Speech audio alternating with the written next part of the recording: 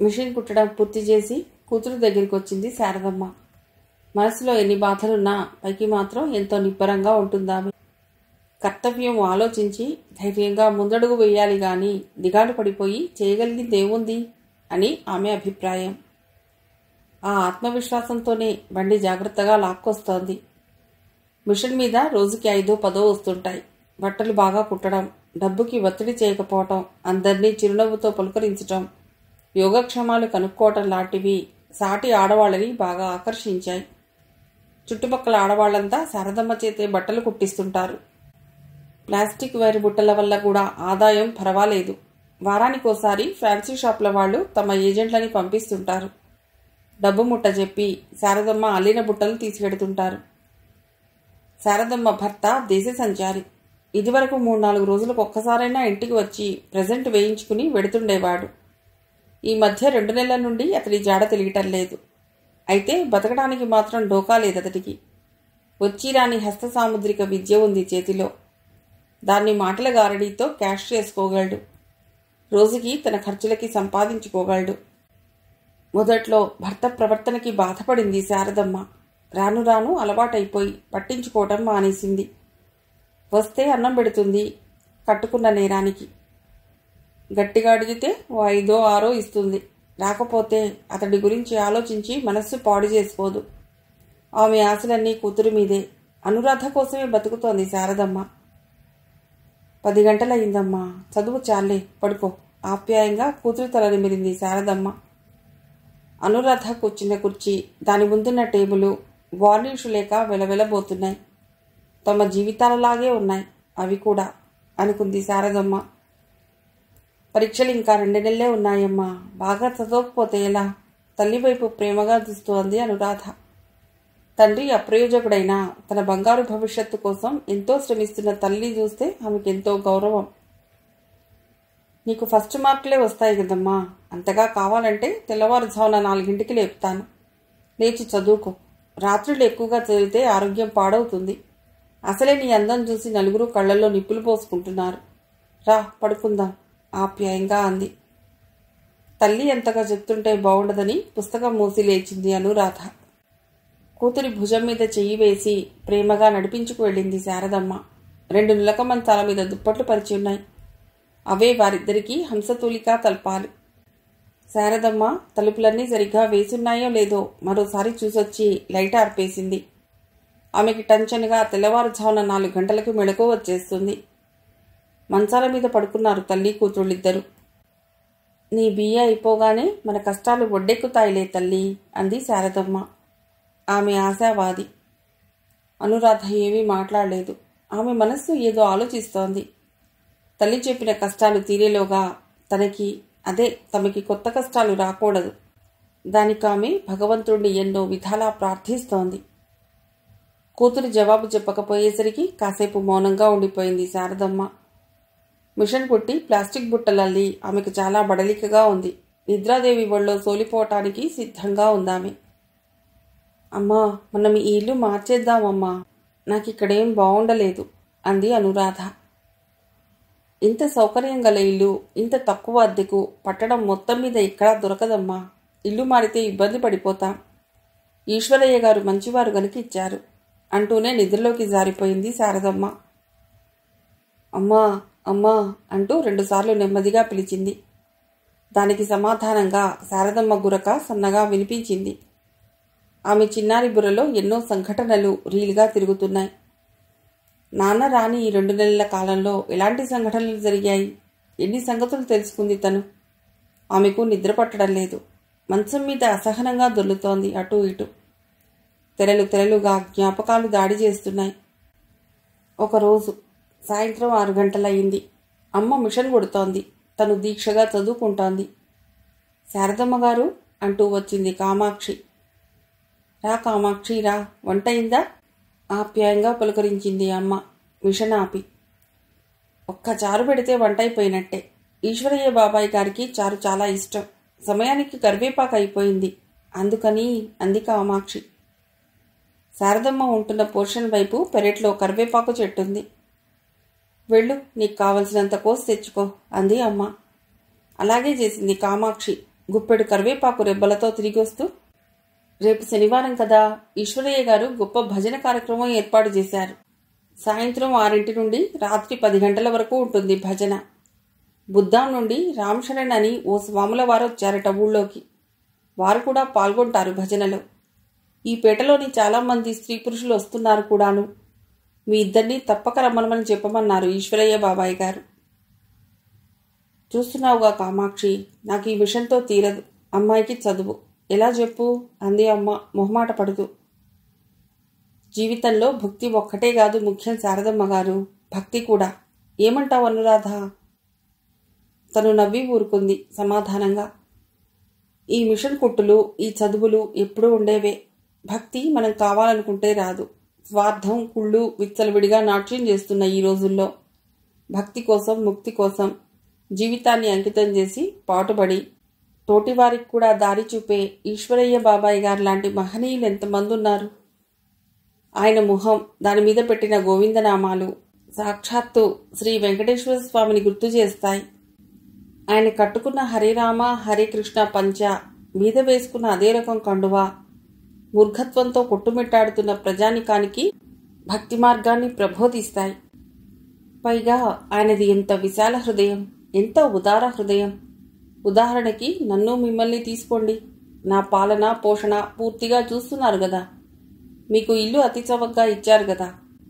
అలాగే ఇంకా ఎంతో మందికి ఎన్నో సహాయాలు చేశారు. అయితే వేటిని బయటకు చెప్పుకోరు. ఆయనకు పేరు ప్రఖ్యాతుల మీద మోజు లేదు. ఏం చేసినా ఏం జరిగినా గుంభనంగా జరగాలంటారు. ఆయన దృష్టిలో ఊర్లోని ఆడవాళ్ళందరూ తల్లులు, చెల్లెళ్ళు, కూతుళ్ల లాంటి వాళ్ళు. ప్రత్యేకించి మీరంటే ఆయనకి చాలా అభిమానం, ప్రేమాను నాతో చాలాసార్లు అన్నారు. భర్త ఎందుకు పనికిరాని వాడైనా ఆ శారదమ్మ చూడు, నిరంతరం శ్రమిస్తూ ఆ పిల్లలు ఎలా చదివిస్తుందో. కడిగిన ముత్యం లాంటి ఆ అమ్మాయిని చూడు, ఎంత పొందిగ్గా ఉంటుందో, ఎంత చక్కగా చదువుకుంటుందో. వారికి ఏమన్నా చక్కటి సహాయం చేయాలి అని ఠక్కున ఆపింది కామాక్షి. తమ ఇద్దరి ముఖాల వైపు చూసింది. వారి ఆశీస్సులే మాకు సాయం కామాక్షి, అంతకన్నా ఏం కావాలి అంది అమ్మ. కామాక్షి చెప్పిన తర్వాత ఈశ్వరయ్య గారి మీద గౌరవం మరి కాస్త పెరిగింది అమ్మకి, తనకి. అలాంటప్పుడు ఓ పని చేయండి, రేపు మీరిద్దరూ భజనకు తప్పక రండి. ఎలాగోలా వీలు చూసుకుని. బాబాయ్ గారు తప్పక సంతోషిస్తారు. మీకు మరీ మరీ చెప్పమని నాకు చెప్పారు కూడాను. కనీసం అమ్మాయినైనా పంపుతాలే అంది అమ్మ. తనకి భజనలు, కీర్తనలు అంటే పెద్దగా ఇష్టం లేదు. అమ్మ మాట కాదనలేక ఊరుకుంది తను అప్పటికి. సరే మీ ఇష్టం, వస్తా మరి. చారు పెట్టడానికి ఆలస్యం అయిపోతుంది. పరుగులాంటి నడకతో వెళ్ళిపోయింది కామాక్షి. ఆయనంటే ఈ కామాక్షికి ఎంత ప్రేమ. అవును, ఎందుకుండదు? కన్న కూతుర్లా చూసుకుంటుంటే. సర్లే, రేపు వీలును బట్టి నువ్వో నేనో పెడదాంలే అంది అమ్మ. సరేనంది తను. మరుసటి రోజు సాయంత్రం అమ్మ కూరగాయలు తేవటానికని మార్కెట్కి ఎడుతూ, అంతగా భజన మొదలెడితే తలుపు తాళం పెట్టి నువ్వు వెళ్ళు, నే వచ్చి చూసుకుంటాలే అంది. తలుపింది తను. మర్నాడు సాయంత్రం 6:30 భజన మొదలుపెట్టే సూచనలు కనిపించలేదు. భజన లేకుండా ఉంటే బావుండును, బోలెడంత వర్క్ ఉంది అనుకుంది తను. అసలు విషయం కామాక్షిని అడిగితే తెలుస్తుందనుకుని తలుపు తాళం వేసి ఈశ్వరయ్య గారి పోర్షన్లోకి అడుగుపెట్టింది. విశాలమైన ఇల్లు, కొన్ని గదులు ఖాళీగానే ఉన్నాయి. ఓ హాల్లో ఓ మూల మంచం వేసుకుని పడుకుంది ఈశ్వరయ్య గారి భార్య. తలనొప్పి కాబోలు, తలకి గుడ్డగట్టుకుని మూలుగుతోంది. కామాక్షి ఎక్కడ పిన్నిగారు అంది తను. ఆమె తనకి తెలియదన్నట్టుగా చెయ్యి తిప్పింది. ముందుకు వెళ్ళింది తను. కామాక్షి కనిపించలేదు. ఇంట్లో లేదా ఏమిటి అనుకుంటూ ఇంకా పైకెళ్ళింది. అది చివరి గది. ఎవరిదో గొంతు వినిపించి ఠక్కున ఆగిపోయింది తను. అది ఈశ్వరయ్య గారి గొంతు. గది తలుపులు బోరగా వేసి ఉన్నాయి. 2 తలుపుల మధ్య నిలువుగా చీలిక కనిపిస్తోంది. కిలకిలా నవ్వులు వినిపించాయి. అది ఒక స్త్రీ గొంతు. అబ్బా ఊరుకోండి, మీరింతకీ రామభక్తులా ప్రేమభక్తులా? ఆ గొంతు కామాక్షిది. నిర్ఘాంతపోయింది తను. ఈశ్వరయ్య బాబాయ్ గారికి కామాక్షి ఏమవుతుంది? మరి ఏమిటి ఘోరం? ఛా, తను అనవసరంగా అపోహపడుతుందేమో. వాడిద్దరూ ఊరికే మాట్లాడుకుంటున్నారేమో. అనుమానం తీర్చుకుందామని అడుగులో అడుగు వేసుకుంటూ తలుపు దగ్గరగా వెళ్ళి చీలికలోంచి లోపలికి తొంగి చూసింది తను.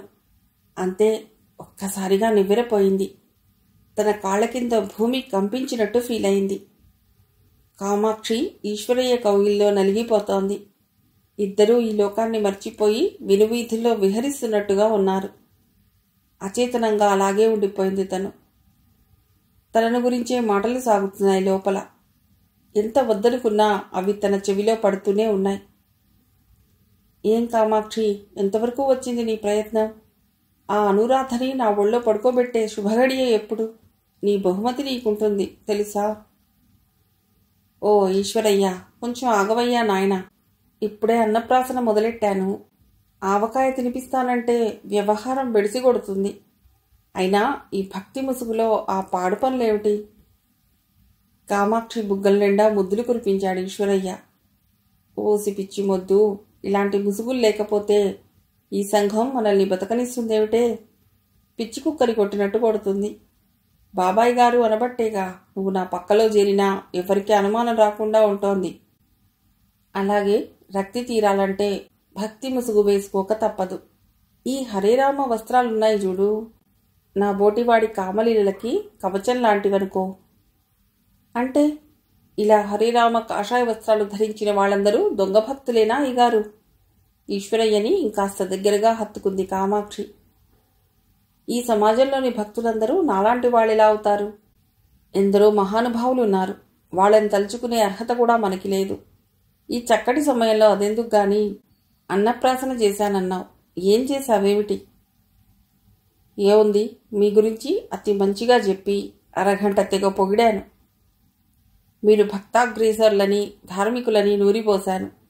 ఇవాళ మన ఇంట్లో బ్రహ్మాండమైన భజన ఉందని కోసేశాను. రమ్మని ఆహ్వానించాను మీ తరపున. ఏమన్నారు తల్లి కూతుళ్ళు? శారదమ్మ వీలు కాదంది. నువ్వేమన్నావు? కనీసం అనురాధనైనా పంపమన్నాను. వాళ్ళమ్మేమంది? ఆతృతగా అడిగాడు ఈశ్వరయ్య. పంపకపోతే ఊరుకుంటానా? ఒప్పించాను. కిలకిలా నవ్వింది కామాక్షి. నీ తెలివితేటలు బ్రహ్మాండం కామాక్షి. అబ్బబ్బా, ఆగండి, ఎముకలు విరిగిపోతున్నాయి. వయస్సు పెరుగుతున్న కొద్దీ మీలో కుర్రతనం పెరిగిపోతున్నట్లుంది. నువ్వు మాత్రం కలకత్తా జాంపండులా లేవు. ఆ పిల్ల వస్తుందంటావా? తప్పక వస్తుంది. రాగానే కార్యక్రమం ఏమిటో సెలవీయి దేవి. అలాగే స్వామి. గొల్లున నవ్వు. చెప్పు మరి. ఆ అమ్మాయి రాగానే మీ గురించి మళ్ళీ బ్రహ్మాండంగా చెప్పి మీ దగ్గరికి పంపిస్తాను. ముందుగా అనివార్య కారణాల వల్ల భజన కార్యక్రమం ఓ వారానికి వాయిదా పడిందని చెప్పండి. తర్వాత మాటల్లో దింపండి. మచ్చిక చేసుకోండి. వరుస కుదిరిందా డబ్బాస పెట్టండి. పేదవాళ్ళు కదా, లోబడడానికి అవకాశం ఉంది. అంతా గప్చిప్గా ఉంటుంది. ఎవ్వరికీ అనుమానం కలగదు అని చెప్పి ఒళ్ళోకి లాక్కోండి. నీ తెలివితేటల అమోఘం కాము. నువ్వు రాజకీయాల్లో ఉండవలసిన దానివి. రాజకీయాలేమో గాని ప్రస్తుతం నన్ను మీ కామానికి వాటి తాలూకు రాయబారాలకి బాగానే ఉపయోగించుకుంటున్నారుగా. బెట్టు చూపించింది. అలా అంటే ఎలా కాము? నీ పాలన పోషణ వగైరాలు నేను చూడటంలా? నా మంచి చెడ్డలు, నా కష్ట సుఖాలు నువ్వు కాకపోతే ఎవరు చూస్తారు? బతిమాడాడు. మాటలతో కట్టేయటం బాగా వచ్చు అయ్యగారికి. ఒక్క మాటలతోనే కాదు కాము, ఇలా ఇంకాస్త దగ్గరికి జరుగు, చెబుతాను. అసహ్యంతో నిలువెల్లా కంపరం పుట్టింది తనకి. కామాక్షిని ఈశ్వరయ్యని అలాగే తాళ్లతో కట్టేసి కిరసనాయిలు పోసి ముట్టించి మంటల్లో మార్చి మసి చేయాలనిపించింది. అక్కడి నుండి ఎలా బయటపడి తన పోర్షన్లోకి వచ్చిందో తనకే తెలియదు. అమ్మ ఇంకా రాలేదు మార్కెట్ నుండి. తాళం తీసుకుని లోపలికి వెళ్లి కుర్చీలో కూలబడి ఈశ్వరయ్య నిజస్వరూపం గురించి ఆలోచించింది చాలాసేపు. 7 అమ్మ వచ్చేసింది. కాల్ గ్యాస్ ప్రొప్రైటర్ సాంబయ్య గారి భార్య కనిపించిందమ్మా. మార్కెట్ దగ్గర నన్ను కారులో కూర్చోబెట్టి వాళ్ళ డ్రైవర్ కూరగాయలు తెచ్చేదాకా ఒకటే కబుర్లతో చంపేసింది. చెల్లెలు గారింటికి ఆమె అటెళ్ళింది, నేను ఇలా నడిచొచ్చాను అంది అమ్మ తన డక్కపోయినా ఆలస్యానికి సంజాయిషి చెప్తూ. అమ్మా, తన నోటి వరకు వచ్చింది ఈశ్వరయ్య కామాక్షి భాగవతం చెప్పేద్దామని. కానీ అమ్మ ఏమనుకుంటుందో, నమ్ముతుందో నమ్మదో. మహాభక్తుడిలాంటి ఈశ్వరయ్య మీద, అతడి కూతురులాంటి కామాక్షి మీద ఇంత ఘోరమైన నింద వేస్తావా? అపచారం అపచారం, లెంపలేసుకో, లేకపోతే కళ్ళు పోతాయి అంటే తనకు జవాబేముంది? ఎవరో గొంతు నొక్కేసినట్టుగా ఊరుకుంది తను. అమ్మా అని ఆపేశామేమిటే? రెట్టించింది అమ్మ. ఏం లేదమ్మా, ఆకలిగా ఉంది అని కప్పదాటు వేసింది తను. ఈశ్వరయ్య గారింట్లో గోడగడియారం అరగంట కొట్టింది. 10:30 నిద్ర రావటం లేదేమిటబ్బా అనుకుంది అను. అటు నుండి ఇటు దొర్లుతూ పక్క మెత్తగా ఉన్నా అక్కడక్కడ కంటారు తాడు తనని గురించి జ్ఞాపకం చేస్తూనే ఉంది. వెధవనుల కమంచం చుట్టుకుంది అనురాధ. తన క్లాస్మేట్స్ సుధారాణి ఆశాలతలు స్ప్రింగ్ కార్ట్స్ పైన, డన్లాప్ బెడ్లపైన దొర్లుతుంటారు. దానికి కారణం వాళ్ళ నాన్నలు ప్రయోజకులు. మరి తనకలా కాదు. తన తండ్రి ప్రయోజకుడై ఇంటి పట్టున ఉంటే ఎంత అండగా ఉండేది తనకి. జ్ఞాపకాల్ని నెమరవేసుకుంటోంది అనురాధ. ఆ రోజు, అదే ఈశ్వరయ్య సంఘటన జరిగిన 7వ రోజున, అప్పుడే కామాక్షి మామూలుగా రోజూ వాగే పాఠం అప్పగించిపోయింది. ఈశ్వరయ్య గారి కరుణాదృష్టి నీ మీద పడిందని, ఆ మహనీయుడు తలుచుకుంటే నీ జన్మ చరితార్థం అవుతుందని, ఒక్కసారి ఆయనతో అన్ని విషయాలు ఇతరులు లేకుండా చర్చించమని. చూద్దాంలే అంది తను లౌక్యంగా. విసిగెత్తి వెళ్ళిపోయింది కామాక్షి ఈశ్వరయ్య గారిని సేవించుకోవటానికి. ఆ రోజు ఆదివారం. అమ్మ ఓ 1/2 గంట క్రితమే డాక్టర్ మూర్తిగారి భార్య కబురు పంపితే వెళ్ళింది, కొలతలు తీసుకుని కొత్త గుడ్డలు తెచ్చుకుంటానికి. మిట్ట మధ్యాహ్నం. బయట ఎండ తీవ్రంగానే ఉంది. అందరూ విశ్రాంతి తీసుకునే సమయం. తను మాత్రం చదువుకుంటోంది. చెల్లాయ్ అంటూ వచ్చాడు సుందరయ్య. ఆదివారం కనుక కొట్టుకు సెలవు. నూరారా పలుకరించే అతడంటే ఎంతో గౌరవం తనకి. పరాయి వాళ్ళని అన్నయ్య, తమ్మయ్య అని పిలవటం ఇష్టం లేదు తనకి. రండి అంది మామూలుగా. అమ్మ ఉందని వచ్చాను అన్నాడు సుందరయ్య. పలువరస మెరిపిస్తూ మంచం మీద కూర్చున్నాడు. లేదు అంది తను. ఇతని నవ్వు తప్ప పాపం ఆకారం మొత్తం అగ్లీగా ఉంటుందనుకుంది తను అతన్ని చూసి. బిఏ అవ్వగానే ఏం చేస్తావు? ఆప్యాయత కనిపిస్తోంది అతడి మాటల్లో. ఇంకా ఆలోచించలేదు. ఇంకా పైకి చదువుతావా? అది అప్పటి సంగతి. పైకి చదివితే ఏం బాగుంటుంది? పెళ్లి చేసుకో చెల్లెమ్మా. సిగ్గుపడింది. తను తలవంచు కూర్చుంది. నువ్వంటే నాకెంతో ఇష్టం అనురాధ. నువ్వు ఎవరికీ చెప్పనంటే నీతో నా కష్టసుఖాలు చెప్పుకుంటాను. అయితే రహస్యంగా ఉంచాలి, ఎవరికీ చెప్పకూడదు. గొంతు తగ్గించి అన్నాడు. నాకెందుకు మీ కష్టసుఖాలు చెప్పటం? మీ ఆవిడుందిగా, ఆమెకు చెప్పండి అప్రయత్నంగా అనేసింది తను. నాకు తెలుసను రాధా, మీ కాలేజీ అమ్మాయిలు భలే గడుసుపిండాలు. ఈ విషయం ఆ అనాకారి దానికి తెలియకూడదు. అంతేకాదు మీ అమ్మకు కూడా చెప్పకూడదు నువ్వు. గొంతు తగ్గించి అన్నాడు. నేను చదువుకోవాలి అందామనుకుంది తను. ఈలోపుగానే మొదలెట్టాడతడు. నేను చదువుకునే రోజుల్లో మా ఇంటికి ఎదురుకుండా ఓ కాలేజీ అమ్మాయి ఉండేది. ఇంటర్ చదువుతుండేది. అన్నీ ఫస్ట్ మార్కులే ఆ అమ్మాయికి. ఆ అమ్మాయి చనువు చూసి ముగ్ధురాలైంది మా అమ్మ. ఒరి సన్నాసి, చూడరా, ఆ అమ్మాయిది నీది ఒక్కటే ఈడు. ఆ అమ్మాయి కాలేజీలో చదువుతుంటే నువ్వు హై స్కూల్లో చదువుతున్నావు సిగ్గు లేకుండా. ఇప్పుడు ఎలాగూ సెలవులే కదా ఇద్దరికీ. ప్రతిరోజు మధ్యాహ్నం మన ఇంటికి వచ్చినప్పుడు తెలియనివి అడిగి తెలుసుకుంటూ ఉండు. నేను చెప్తా ఆ అమ్మాయితో అంది ప్రేమగా. తాత తండ్రిలాగా చింతపండు మిరపకాయ అమ్ముకోకుండా నేను బాగా చదివి పెద్ద ఆఫీసర్ నవ్వాలని ఆమె కోరిక. సరేనమ్మా అన్నాను. నా బాబే అంటూ పొంగిపోయింది. ఆ అమ్మాయి పేరు సరోజ. వికసించిన పద్మంలా ఉండేది. ఆ కళ్ళలోని మెరుపు, ఆ పెదవి విరుపు ఇప్పటికీ గుర్తు నాకు. మర్నాడు రాగానే ఆ అమ్మాయికి నా గురించి చెప్పింది మా అమ్మ. గలగలా నవ్వింది ఆ గడుసు పిల్ల. అయితే ఈ నల్ల ముద్దబ్బాయిని బండకే సరగదీసి బంగారు బాబుని చేయాలన్నమాట. సరోజ అంగీకారానికి అమ్మ తెగ సంబరపడిపోయింది. అవునే పిల్ల, నీ రుణం ఉంచుకోనిలేవే, మా అబ్బాయిని ఆఫీసర్ని చేయవే అంది ఆప్యాయత కురిపిస్తూ. ఓయబ్బో, ఎంత ఆశ! నా వైపు చూసి కిసుక్కున నవ్వింది. ఆ నవ్వు నాకు సమ్మోహనాస్త్రం అనిపించింది. మరుసటి రోజు నుండి పాఠాలు ప్రారంభించింది పంతులమ్మ. కాఫీ టిఫిన్ ఇచ్చిన తరువాత పెసరు పొడం విసరటంలోనో అప్పడాలు ఒత్తటంలోనో మునిగిపోయేది అమ్మ.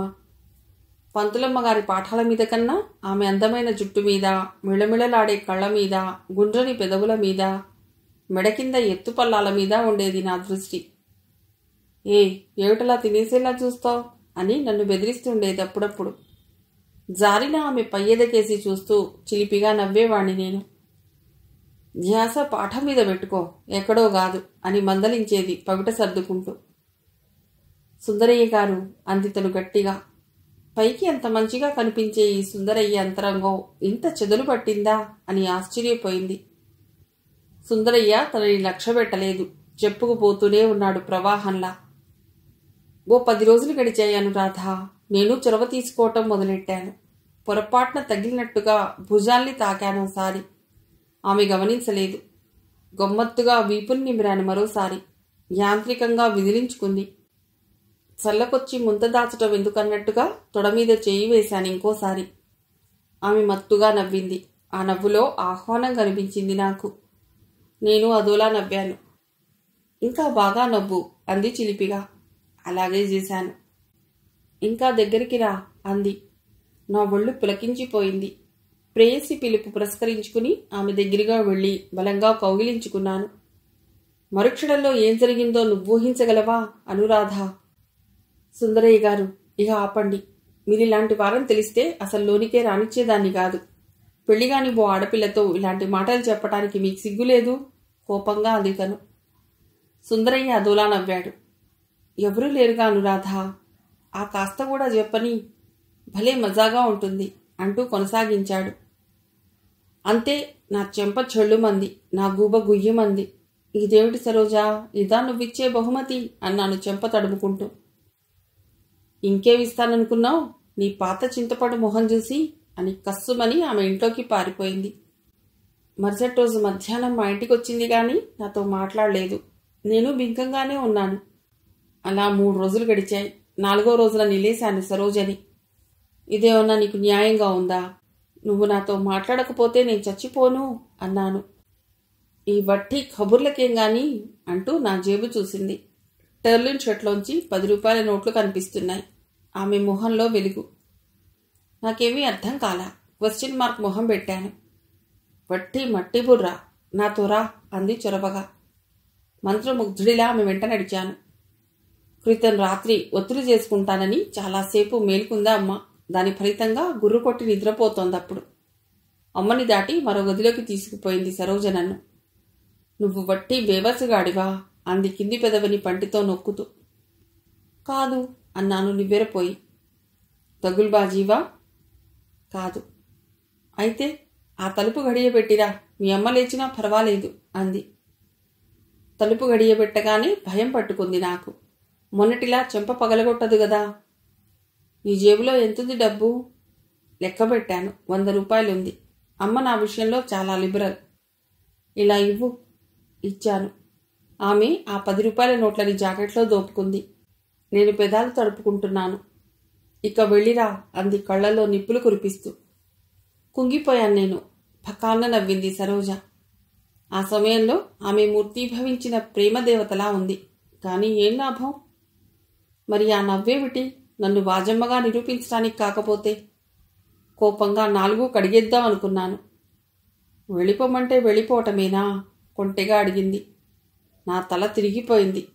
మరుక్షణంలో ఆమె నన్ను అమర సుఖాలలో ముంచెత్తింది. ఆడదాన్ని ఊరికే ముట్టుకోకూడదు, అది నీకు తెలియజెప్పటానికే ఆ రోజున నిన్ను నిరసించాను.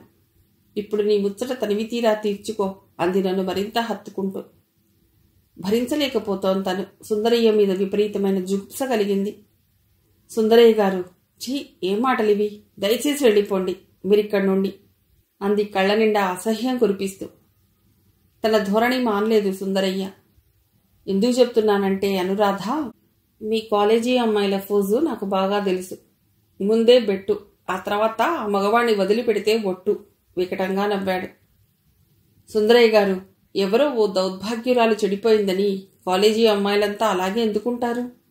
మీ మాటలు భరించలేనంత అసహ్యంగా ఉన్నాయి. మీరెడతారా? నన్ను తలుపేసుకోమన్నారా? తీక్షణంగా అడిగింది తను.